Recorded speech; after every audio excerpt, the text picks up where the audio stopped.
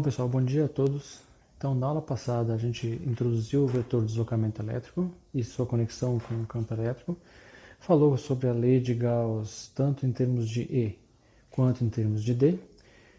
Próximo passo importante é estabelecer as condições de contorno quando a gente tem uma interface entre dois meios dielétricos, né? Condição de contorno tanto para D quanto para E. E aí a gente vai ver que as condições de contorno que a gente obtém, uma envolve D e outra envolve E.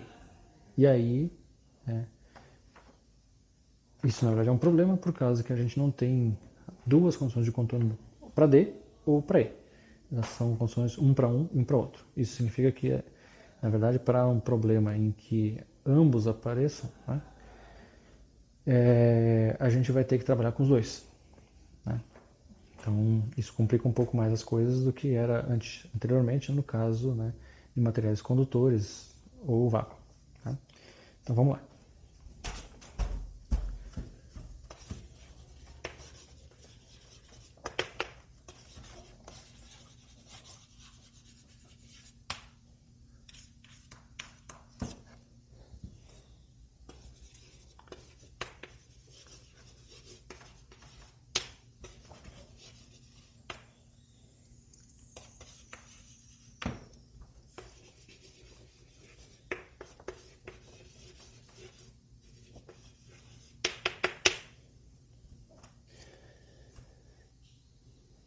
Então,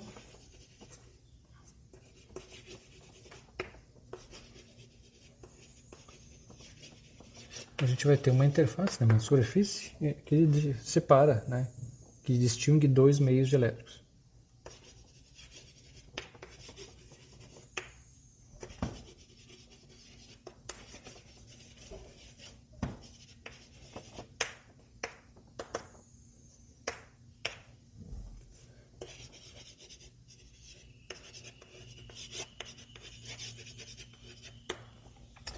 Então,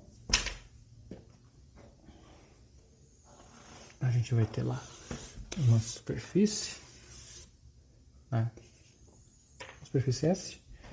Eventualmente, nessa superfície S, a gente vai ter uma densidade de carga sigma. E aí a gente tem um lado, né, um lado e outro lado. Uma superfície genérica qualquer. Daí a gente vai ter campo elétrico em cima e campo elétrico embaixo. Vai ter eventualmente D em cima, D embaixo. Né? E aí, para que a gente possa obter condições de contorno para D e para E, né? Então a ideia vai ser, né, usar informações que a gente tem, né? Então, por exemplo, a lei de Gauss, para poder achar uma conexão entre, né, D de um lado e D de outro. Para isso, a gente precisa, pensando na lei de Gauss, a gente tem que definir uma superfície. E a ideia é usar uma superfície que é uma pastilhinha. Então aqui a gente vai ter uma superfície,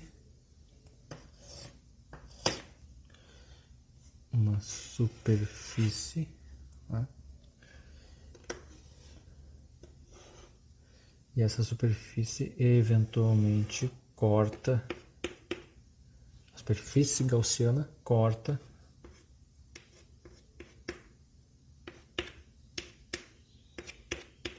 a superfície S, que é a interface. Então a gente tem uma pastilhinha que atravessa, né, essa interface entre os dois meios. Essa superfície tem uma área dA, tem um certo tamanho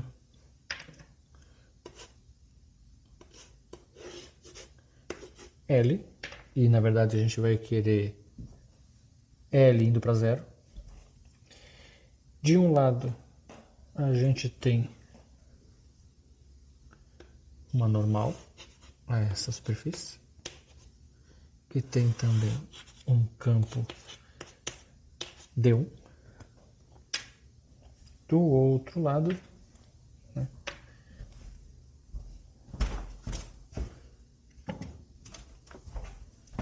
tem uma normal também, N2, e tem um vetor D2. A gente quer saber o que acontece na interface, então a gente tem que pegar essa pastilhinha aqui, colapsar ela na interface para ver a relação entre D1 e D2 na interface. Então, por isso que a gente quer o limite do L indo para zero. A gente está pensando aqui numa superfície infinitesimal, né? Então, eventualmente, integral na superfície, na verdade, é basicamente o integrando.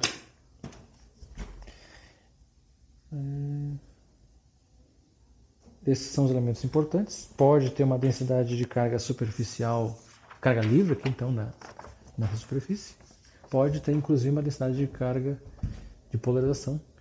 Mas, pensando na lei de Gauss para D, uma eventual densidade de carga de polarização na interface é irrelevante. Então, aplicando a lei de Gauss aí, no caso a lei de Gauss para D, né? A gente tem o seguinte, a integral d escalar n ds é carga total dentro dessa superfície e essa carga total age, né, ou está na interface e isso significa fazer um sigma ds.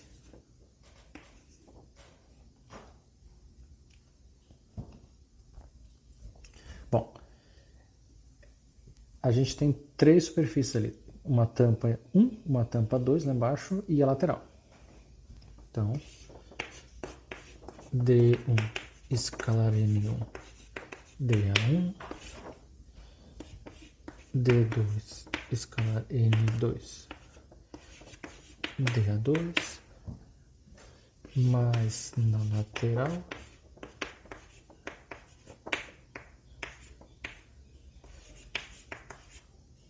isso aqui, né? Isso é igual a sigma dA.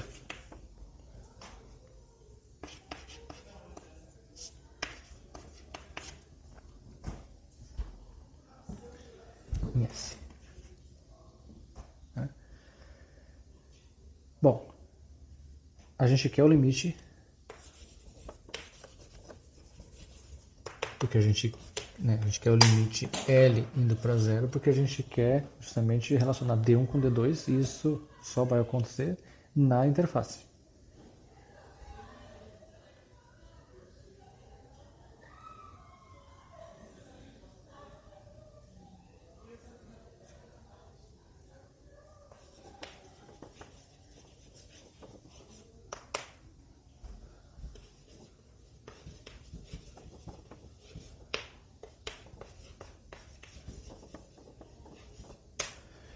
Então, essa integral aqui na lateral vai para zero, porque você basicamente deixa de ter lateral, né?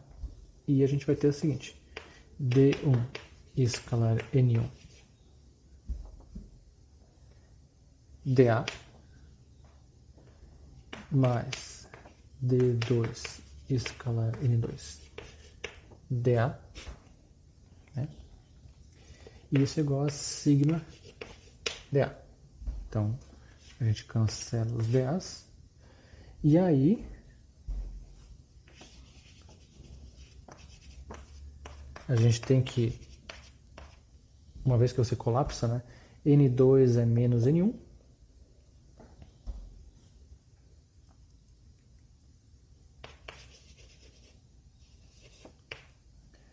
Então, a gente vai ficar com D1 menos D2 escalar N1 é igual a sigma. Isso calculado, né, na interface. Então, isso calculado em S. Cuidar para a sequência aqui, né? A gente trocou N2 por menos N1. Então, D1 menos D2 escalar N1. Essa aqui tem relação com esse aqui. Né? Então, se você trocar a ordem, D2 menos D1, aqui tem que ser escalar N2, para que isso funcione direitinho. Então, D1 menos D2 escalar N1 dá sigma, de modo que você tem uma descontinuidade, né, na componente normal do D. A descontinuidade é justamente sigma. D escalar n é a componente perpendicular do D. Perpendicular ao quê? Perpendicular à superfície. Né? Então, a componente perpendicular do D é descontínua em princípio.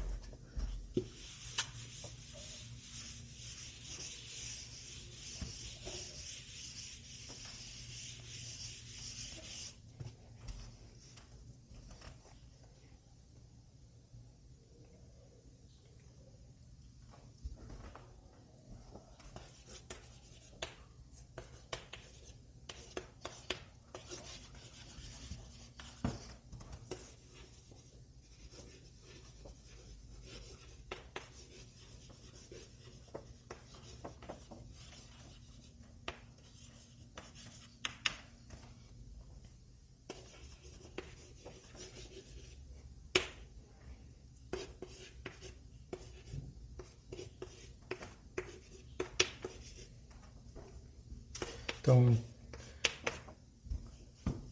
pensando na componente perpendicular à superfície, à interface, né? A essa interface. Aqui tem um dielétrico, embaixo tem outro dielétrico, essa interface. A componente perpendicular do D, ela é descontínua, a descontinuidade é dada por sigma. Sigma é densidade de carga livre, densidade de carga superficial. Então, em geral, D não tem componente perpendicular contínua.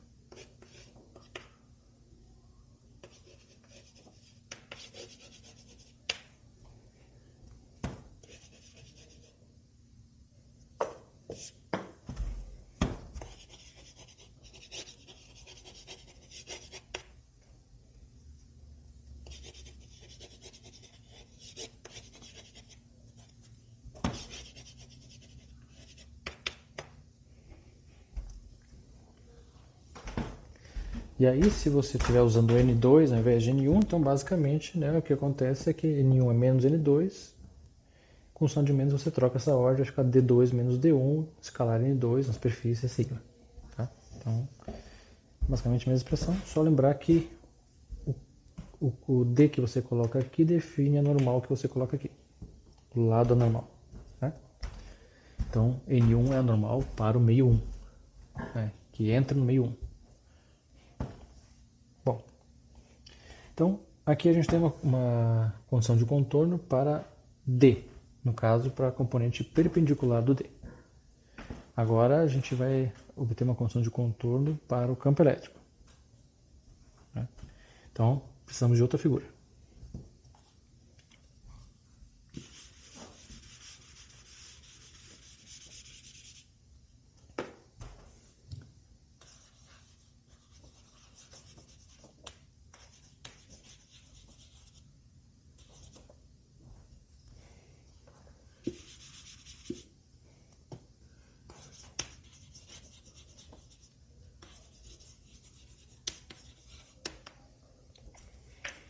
Então, para achar a outra condição de contorno, então, na verdade, a gente precisa de uma curva que é uma superfície, o que define uma superfície,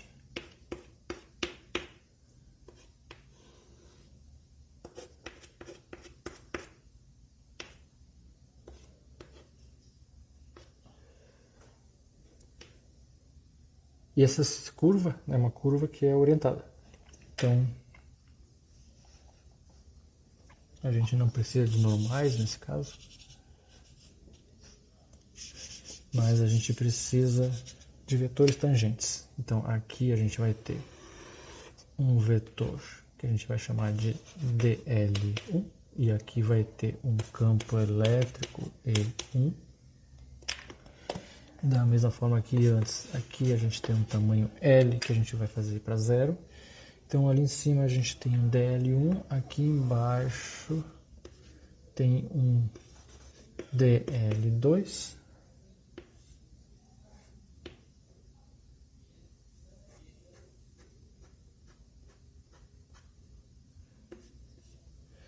E a gente tem um campo elétrico E2.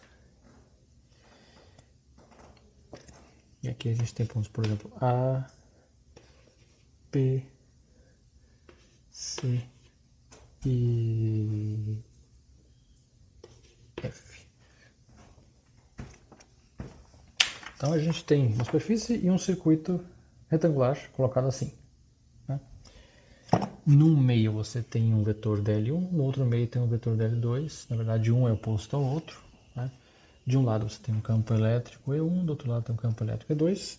E aí, como a gente está, pelo menos por enquanto, né, considerando campos conservativos, e na verdade isso não vai mudar quando não for, mas, né, pensando em campos conservativos, a gente tem, né, que o rotacional de E é igual a zero. Então E é menos o gradiente de V. E a gente sabe que é V menos E escalar dl. Então, se a gente pegar e der toda a volta naquele circuito, né, isso é menos toda a volta do E escalar dl, né? A gente pode colocar esse menos para cá. Bom, isso aqui vai dar zero, né? E isso aqui, já que eu estou dando toda a volta, eu estou pegando V em um ponto menos o V daquele ponto mesmo. Como a gente tem um campo conservativo, esses dois V's são iguais. E aí, isso basicamente significa dar a volta ali. Isso significa fazer, por exemplo, de A até B, de E escalar dl,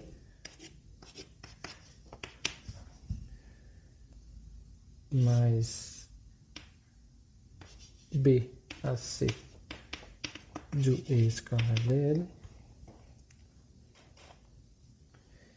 mais C até F do E até B,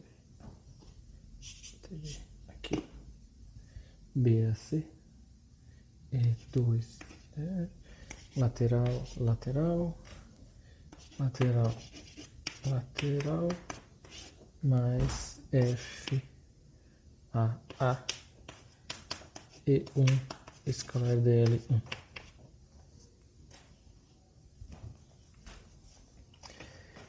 Então,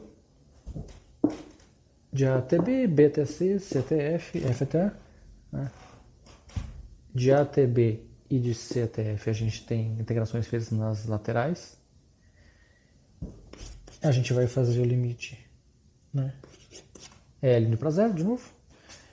Então, a gente vai obter o seguinte.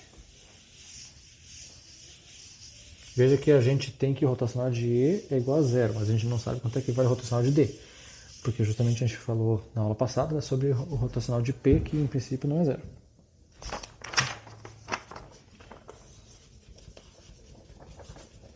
Então a gente tem algo para rotacional de E, mas não para rotacional de D.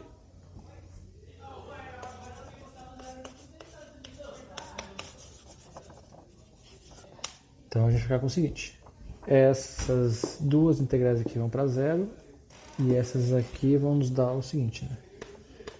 E1 escalar dl1 mais E2 escalar dl2 igual a zero.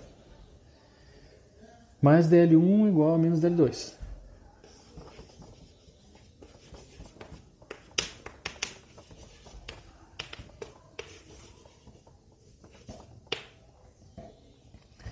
Então a gente pode escrever isso assim.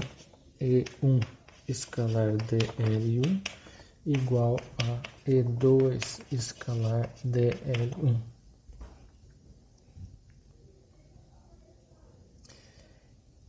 Na verdade, se a gente escrever aqui dl1 ou dl2, se dl1 é menos dl2, então substituindo aqui vai dar menos dl2, os menos cancelam, de modo que, genericamente, né,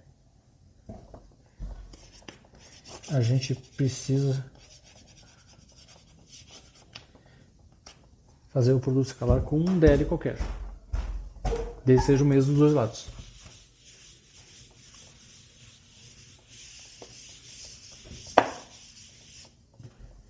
Então, E escalar dl é igual a E escalar dl na superfície. Só para lembrar isso.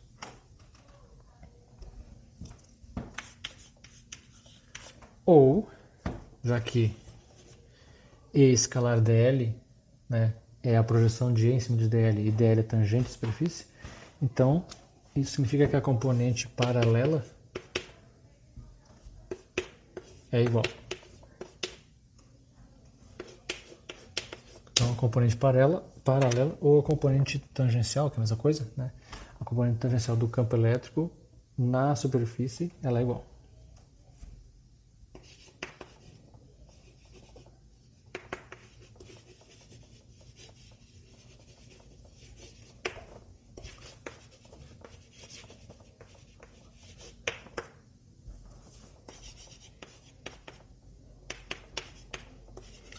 Isso significa então que a componente tangencial, a componente paralela, né, do campo elétrico, ela é contínua. O campo elétrico de um lado é igual ao campo elétrico do outro lado, na superfície. Tá? Bom, isso não depende de ser um campo conservativo. Tá? Na verdade, isso acontece mesmo quando o campo não é conservativo. Então, essa condição de contorno fica, né, inclusive quando o campo não é conservativo. Tá? Então, aí a gente tem duas coisas importantes, né? Primeira coisa, que diferentemente do caso anterior, aqui a gente tem uma componente que é contínua, né? No caso do deslocamento elétrico, não necessariamente a componente perpendicular é contínua, mas a componente paralela do campo elétrico ela é contínua. E aí, o vetor dl que entra aqui, na verdade, é um vetor dl que seja tangente, paralelo à superfície. Todos eles. Então, um dl genérico que represente todos eles. Tá? A segunda coisa importante para anotar é que para o campo elétrico, a gente não tem nenhuma condição para a componente perpendicular do campo elétrico. E para o D, deslocamento, a gente não tem nenhuma condição para a componente paralela do D. Então, a gente tem uma condição para a componente paralela do E e uma condição para a componente perpendicular do D. De modo que a gente precisa ter alguma relação entre D e E. A gente viu uma relação, né, que era D é ε0E mais P. Essa relação aqui implica na necessidade de saber P, de algum jeito, né? Ou de, eventualmente, alguma relação de P com E ou D, para que você possa daí trabalhar com aquilo, né? Caso contrário, você não poderia conseguir, né, determinar mais nada, porque você não tem condições de contorno além disso, para poder achar algo envolvendo o componente paralelo do D ou a componente perpendicular do E, de modo que você tem que trabalhar com os dois campos. Tá? Isso faz com que os problemas envolvendo materiais dielétricos se tornem um pouco mais complicados. Tá? O que a gente vai fazer na próxima aula? Na próxima aula, justamente, a gente fala sobre relação, né, de que forma que você relaciona D e E para algum tipo de problema, para poder aí sim investigar esse problema e conseguir, por exemplo, determinar quanto é que vale o campo elétrico num material polarizado, considerando que ele tem uma interface, né, com um outro material polarizado. Tá? Então, pessoal, até na próxima aula a gente fala sobre isso. Né? Obrigado. Se curtiu, dá um legalzinho. Tá? Então, até a próxima. Tchau!